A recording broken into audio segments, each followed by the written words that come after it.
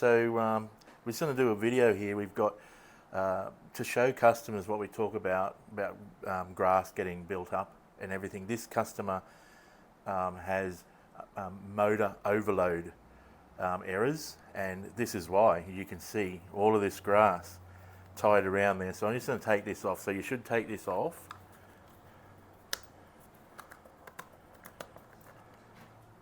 To clean properly.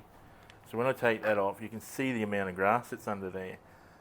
All of this grass puts a load on the motor and will lessen its life. We've also got like down inside the shaft there. I don't know if you can see this, but inside there, oh, this is a Luber 1. Luber 2s aren't so bad for here, but you can see all of that, which I'll clean up, you know, later on. Now I'm just going to I'll take this guard off, because the guard, if grass is built up under here, blades will hit together. Also can give you lift height errors, the robot stopping in the field. So when we lift this up, you can see the amount of, that's not too bad, but it's still not good. That's a lot of grass that's stopping that from moving up and down. We do the other side, we're going to have the same issue.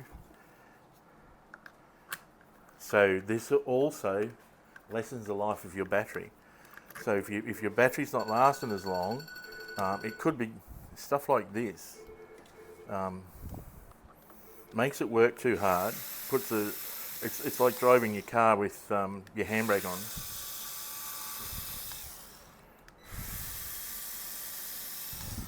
And we see the same build-up under there, which needs to be cleaned out well, as often as you think. Okay, that's just something we wanted to show you while we were looking at one.